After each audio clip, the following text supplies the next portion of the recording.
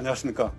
우리 사회가 어떤 방향으로 발전해 가야 할지 모색하는 자유경영원 문무천입니다. 얼마 전에 어느 그 대기업 기업인이 총수가 이제 멸공이라고 하는 단어를 그 자신의 SNS에 이렇게 올렸었죠. 그랬다가 세간의 이 반응이 아주 호들갑 수준의 그런 반응이 이제 있었습니다. 여기서 멸공이라고 했을 때 그 공자는 이제 공산당을 얘기하는 것이죠. 공산주의 국가 체제. 우리 한국의 현실에서는 북한 체제가 공산주의고, 그리고 그 나아가서 그 배후에 있는, 북한의 배후에 있는 이 중국이 또 공산당이 이 통치하는 그런 체제이기 때문에 여기서 멸공이라고 하는 얘기는 우리에게 특별히 좀 의미가 있는 그런 단어라고 볼 수가 있습니다. 이 공산당이 통치하는 나라라고 하면은 뭐 다 아시다시피 주요 생산수단, 말하자면 이제 대기업이라든지 토지, 이런 것을 사유재산이 아닌 국가의 공동 소유고, 국가 위에 또 공산당이 이 군림을 하고 있고, 또 공산당이 이 권력을 유지하기 위해서 그 당을 갖다가 보위하는 이 군대를 또 가지고 있어요. 인민해방군이라 하죠. 또 그리고 이제 과거에 중국의 그 천안문 사태 이런 데서 보듯이 인민들이 이제 자유를 더 좀 줬으면 좋겠다 이렇게 그 외치는 경우에 이걸 무자비하게 제압을 하는 그런 나라가 이제 공산 체제입니다. 이런 체제는 자유로운 우리가 살고 있는 이런 그 체제, 개인의 무한한 가능성을 추구하는 그러한 체제하고는 달리 인간 본성과는 좀 거리가 멀고, 대개는 그 신성불가침의 한 사람의 그 황제 같은 그런 존재가 있기 마련이지요.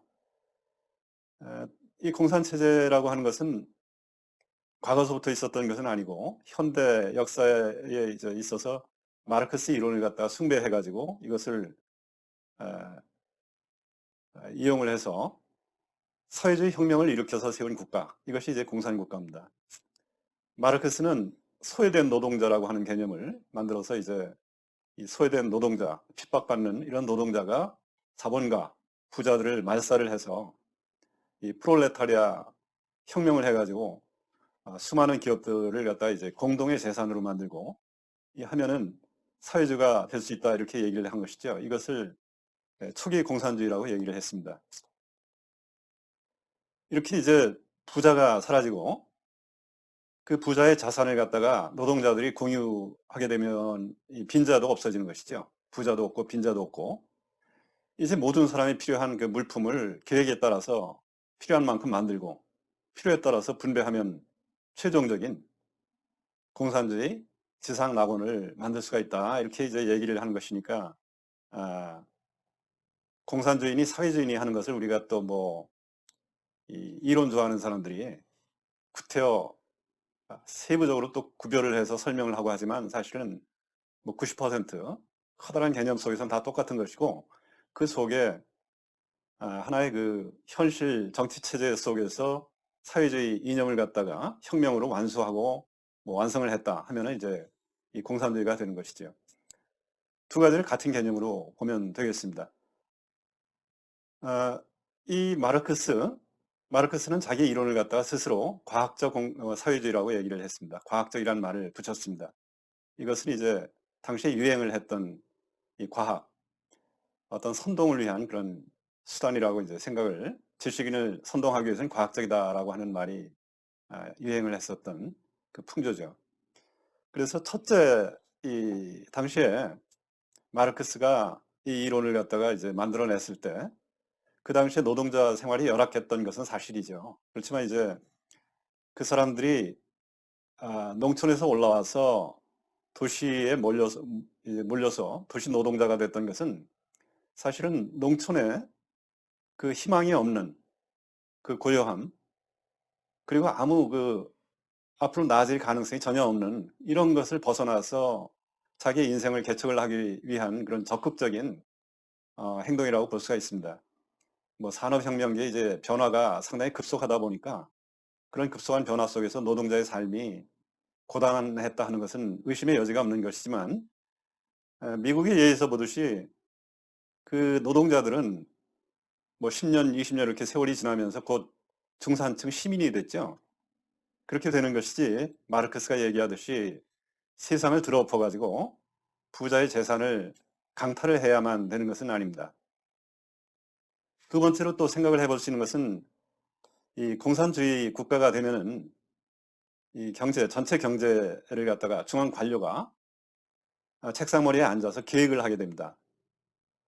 이렇게 계획 경제를 하게 되는데 이것은 경제 규모가 어느 정도 작았을 때는 조금 가능할지 모르지만 규모가 크고 복잡해지면은 도저히 불가능하지요. 왜 그러냐면 이제 이 중앙 관료가 이 세상에 흩어져 있는, 사회 속에 흩어져 있는 모든 지식을 다 취합을 해가지고 가지고 있다 하는 것이 도대체 말이 안 되기 때문에 그렇습니다. 구조적으로 이 한계가 있는 것이죠. 지식이라 하는 것은 시장에 참여하는 그 수많은 사람들의 머릿속에 이 흩어져 있는 것이고, 더군다나 한 사람 한 사람한테 당신이 생업을 통해서 가지고 있는 그 지식이 무엇이냐 하는 것을 설명을 해봐라 하면은 그 본인도 사실은 설명하기가 상당히 어려운 그런 암묵적인 체화된 지식으로 이렇게 분산이 되어 있는 것입니다. 세 번째로 마르크스가 말하는 그 세상은 모든 것을 공유를 한다라고 이렇게 되어 있다라고 생각을 해보자면은 이 공유되어 있는 그런 체제 속에서는 내가 열심히 일한다고 해서 나한테 돌아오는 몫이 특별히 많아지는 게 아니겠죠. 그래서 이런 사회 속에서는 사람들이 열심히 일을 하려고 하는 그 인센티브가 없어지는 거예요. 그래서 이런 체제는 당연히 혁신을 하려고 하는 마인드도 생기질 않고, 경쟁력이 이제 가라앉게 되는 것이죠. 그 결과 이제 1991년 이 구소련 이 체제가, 거대한 체제가 이제 붕괴를 했지 않습니까? 이에 따라서 사실은 사회주의 그 실험이라고 하는 거대한 실험은 안 되는 것이다 라고 하는 것이 사실은 그 증명이 됐는데, 그러나 이 마르크스 이론이 상당히 그 뿌리가 깊고 이 생명력이 강하다 이렇게 볼 수 있겠습니다. 오늘날 우리에게는 이제 주로 공산주의 위협, 이것은 중국으로부터 오고 있죠. 그래서 이번 논의에서는 중국 공산당의 그 내면, 원래 그 뿌리가 어떤 바탕을 가지고 있는가 하는 것을 좀 생각을 해보려고 생각을 하고 있습니다. 근대 국가로서 이제 대한민국이 수립이 됐지 않습니까? 1948년도에. 그러고 나서 이제 얼마 있지 않아서 스탈린, 세계 그 공산주의 그 종주국이라고 할 수 있는 이 스탈린의 사주에 의해서 6.25 전쟁이 발발했죠. 그래서 뭐 민간인을 포함해서 수백만 명의 그 희생이 있었습니다. 다행히 유엔군의 도움으로 이 거의 통일을 이제 눈앞에 둘 수 있었는데, 그때 중국이 순망치한, 입술이 없으면 이제 이가 춥다 이런 말이죠. 이거를 내세우면서 중국이 대규모 군대를 보내가지고 이 전쟁은 일진일퇴 교착 상태에 빠졌다가 나중에 이제 오늘날의 그 휴전선에서 이제 이 정전이 됐습니다. 그래서 이 휴전선이라 하는 것은 우리 한국인의 입장에서 보자면은 북한 정권이라고 하는 헌법상 일종의 그 반국가단체가 점유한 그런 미수복 지역, 이것을 가르는 하나의 경계선이 되는 것이죠. 그리고 동시에 조금 시야를 넓혀서 보자면은 세계 지정학적인 관점에서 보자면은 세계의 그 자유체제가, 즉 미국을 비롯한 이런 자유체제가 중국 공산당이라고 하는 그 이 사회주의 체제, 이것의 확산을 막는 최전선이라고 이제 볼 수가 있겠습니다. 우리는 아주 그 특이한 지역에 살고 있는 것이죠. 그렇지만 그 지난 수십 년간, 한 30여 년간 중국에 대한 어떤 그 경계심이 무척 사라졌습니다. 오늘날 정치가나 이런 사람들 보면은 안미 경중이다 해가지고 안보는 미국하고 뭐 경제는 중국하고 이렇게 이제 해야 된다 하는 것인데, 이게 참 극히 몰가치적인, 뭐 세상에 우리를 중심으로 해가 한국을 중심으로 해서 돌아간다 하는 식의 그런 그 논리라고 볼 수도 있는 것이죠. 뭐 또 어떤 사람들은 대놓고 친중 종중을 하자는 그런 사람까지 많아져 있는 그런 현실입니다.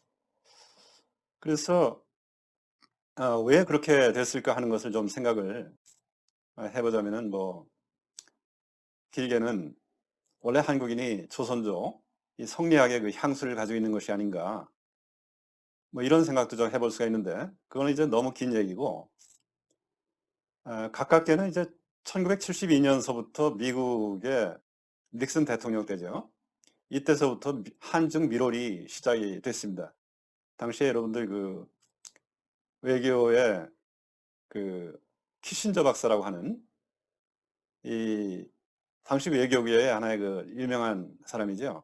전설 같은 이 사람이 이 한중 간의 밀호를 핑퐁 외교라고 하는 걸 통해 가지고 이제 열기 시작을 했죠. 그래서 나중에 그 사람이 이제 중국 이야기라고 하는 자신의 그 저서가 있는데 그 책에서 이런 식으로 당시의 그 배경을 설명을 하고 있습니다. 첫째는 중국이 문화혁명이라고 하는 그 소용돌이 속에서 거의 침몰 상태에 있었다. 이게 대실패로 끝나면서 그러면서 또 소련하고의 어떤 중소 국경 분쟁이라든지 이런 사방에 전쟁의 그 조짐에 맞닥뜨려 있는 그런 위기 상황에 있었다. 그러니까 근교 뭐 이제 원교 근공 뭐 이런 그 외교의 원리에 의해서 멀리 있는 미국하고 손을 잡을 그 필요성이 좀 있었던 것이죠. 그리고 미국은 베트남 전쟁의 이 구렁텅이에 빠져가지고 이걸 어떻게 이걸 종결을 해야 하느냐라고 하는 긴박한 그 과제를 안고 있었는데 베트남 전쟁에 그 호지명 북쪽 월맹의 그 호지명은 배후에 그 중국이 있었던 것이죠. 이런 그 필요성이 있었습니다. 또 한 가지 생각은 미국 사람들이 이 수억의 그 인구를 가지고 있는 문제야 이 중국을 순치해서 세계 국가의 일원이 되게 하면은 결국은 이 중국이 이 자유체제가 될 거 아니냐, 점차 이렇게 될 것이 아니냐라고 하는 그 희망을 가졌다 하는 것이죠. 그렇지만 당시에 이런 그 낭만적인 그 생각하고는 달리 공산주의가 얼마나 독성이 강하고 위협적인지 아는 사람은 사실은 한국의 박정희 대통령이었습니다. 박정희 대통령은 이 한미 안보라고 하는 그 뚝이 이 무너질 가능성이 있다라고 하는 상황에 이제 크게 놀랬죠. 그래서 그 뒤에 뭐 자주국방에 이거를 강화한다고 해가지고 핵무기를 개발을 하려고 하는 그런 시도를 했다가 미국한테 들켜가지고 결국은 좌절도 되고 이런 그 일도 있었고 미국의 그 미중 그 밀월 이것이 점점 깊어지는 와중에 이제 카터 대통령은 미군을 빼겠다 하는 식으로 거의 그 위협을 하는 그런 단계까지도 이제 갔었고 이 당시죠. 그래서 이 미국은 결국은 중국하고 이제 완전한 수교를 시작을 했고 1979년입니다. 이런 와중에 그런 그 분위기 속에서 사실은 그 박정희 대통령의 그 유신 헌법이 나온 것이라고 볼 수가 있겠습니다. 만약에 미국이 한국에서 손을 털고 이제 나가버리면은 당시에 그 민주 그 지도자 야당 뭐 이 정치 지도자 하면은 이제 나중에 대통령이 된 김영삼이라든지 김대중 이런 분들이죠. 이런 분들은 박정희 대통령의 그 눈으로 봤을 때는 경부고속도로라든지 뭐 중화공업이라든지 이 한국을 근대 국가로서 발전을 시키고자 하는 그 모든 노력에 사사건건 반대하는 발목을 잡는 그런 사람들인데 이런 사람들이 이 정권을 잡는다 했을 때 천신만고 이룩한 그 자유체제 이것이 즉시 무너지는 것이 아닌가 이런 조바심이 있었던 것이 아닌가 이렇게 생각을 해볼 수가 있겠습니다. 미국은 자유체제의 그 리더기는 하지만 그 강대국이죠. 그러다 보니까 이제 공산주의에 대한 그 어떤 두려움이라든지 이런 것이 이제 우리 같은 이 작은 나라하고는 좀 비교가 안 될 정도로 좀 낭만적인 그런 구석이 있다고 볼 수가 있겠습니다. 그래서 해방 후에 미 군정 시절에도 이제 그 툭하면은 왜 좌우 합작을 하지 않느냐 하는 식의 압력을 많이 가했어요. 그때 만약에 이승만 대통령이 대가 좀 약해가지고 미국의 그 압력에 이제 굴복을 했다라고 한다라면은 아마도 한반도는 전체가 공산주의의 이 체제에 떨어졌을 것이다. 그렇게 생각을 해볼 수가 있습니다. 이승만 대통령의 그 신념으로 오늘날 대한민국이 비록 이 반밖에 안 되는 남한에서 뭐라도 이 제국가 이거를 이제 만들어서 성장을 시킬 수가 있었다. 그런 생각을 해보는 것이죠. 그 제 친구 중에 한 사람이 정신과 의사가 하나 있습니다. 그 친구가 하는 얘기 중에 사람은 쉽게 개과천선이라는 있을 수가 없다. 말하자면 그 사람의 성격이라든지 이런 것을 쉽게 바꿀 수가 없다 하는 것이죠. 평생을 간다 하는 거예요. 저는 그 얘기가 좀 그럴듯하다고 생각이 되고 그거하고 이제 유사하게 중국이 공산당이 통치하는 나라로서 공산당이 만든 나라로 모택동이 이제 수립을 했지 않습니까? 그랬을 때 중국의 그 체제라고 하는 것은 그렇게 쉽게 근본을 바꾸지는 않을 것이다. 그런 생각을 해보고 있습니다. 그래서 그 중국 체제라 하는 것을 뭐 여러분들은 다 대개 짐작은 하시겠지만 그걸 몇 가지로 요약을 해보자면은 중국은 첫째 마르크스 계급혁명 사상을 바탕으로 해가지고 이것을 국가체제의 근본으로 삼는 그런 나라입니다. 둘째는 이제 공산당이 통치하는 나라인데 이 공산당이 군대를 가지고 있어요. 인민해방군을 직접 운영을 하는 그런 체제에 의해서 이 국가를 장악을 해가지고 이제 통치를 하는 그런 체제라고 볼 수가 있고요. 그리고 이 공산당은 우리가 역사에서 보듯이 상황이 불리할 때는 뭐 좌우 합작이라든지 이런 식의 어떤 기만책을 많이 사용을 합니다. 오늘날 그 미중 갈등이라든지 하는 것이 시작이 됐던 것도 사실은 이 중국이 경제 운영에 있어서 어떤 글로벌 스탠다드 이런 표준 하나의 그 선진 국가로서 근대 국가로서 지켜야 할 그 룰을 지키지 않고 뭐 기술 같은 것을 스파이 짓을 한다라든지 또는 화웨이가 어떤 장비 같은 걸 이용해 가지고 국가 기밀을 훔친다라든지 이런 것이 점점 축적이 되면서 이제 시작이 됐다 그렇게 볼 수도 있겠는데 그런 일을 많이 하죠. 네 번째는 이 공산당은 인민이라고 하는 그 계급투쟁 이런 전략에 따라서 전체 국민 중에 특정 계층만을 일종의 그 인민으로 그렇게 여기고 그 외의 계층, 과거의 부자, 뭐 지주, 지금 같으면 이제 대기업 뭐 이런 것이 되겠죠. 이런 그 계층은 일종의 타도의 대상으로 여기는 그런 체제죠. 그 다음에 다섯 번째는 어떤 게 있을까요? 다섯 번째는 이 이웃나라 또는 다른 나라에 대해서 과거의 그 소련, 코민테론 이런 전통에 따라 가지고 다른 나라를 알아서 잘 발전해라 하는 것이 아니고 공산화하려고 획책을 합니다. 그래서 우리가 이 중국하고 이제 가까이 붙어 있는 이 대한민국이 늘 그 경계를 해야 되는 것이 그런 것이죠. 너무 가까이 했다가는 우리 자체가 이 공산화될 가능성이 있다. 그런 경계심을 가져야 되는 것이에요.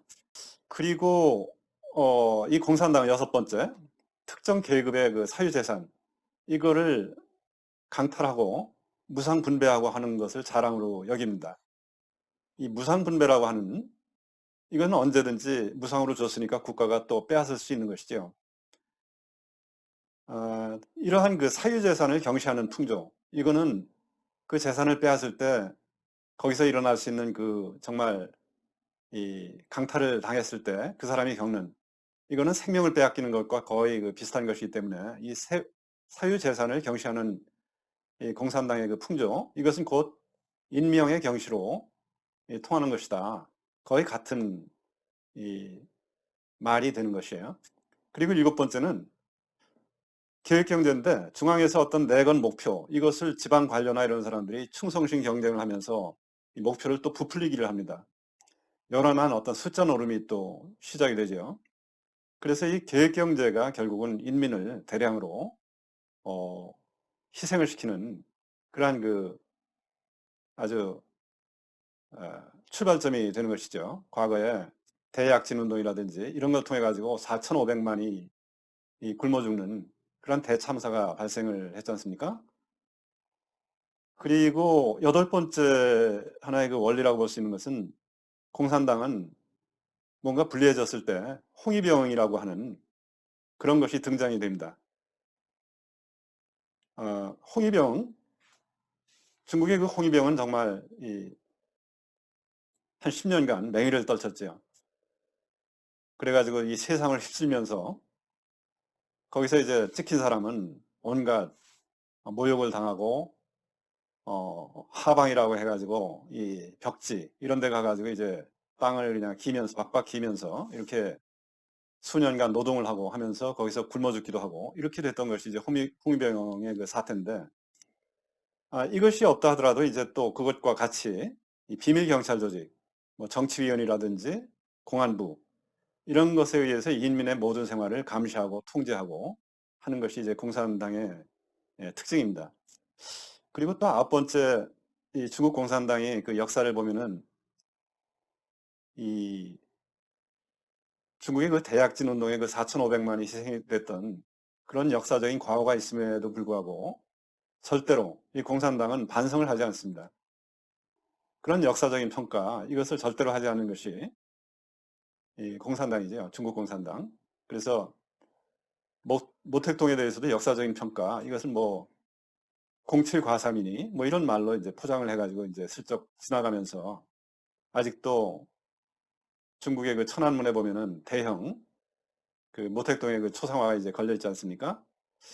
자, 그래서 결론을 좀 말씀을 드리자면은 오늘날 한국의 그 정당은 좌우를 막론하고 사실은 일단은 그 짬뽕 정당이라고 볼 수 있습니다.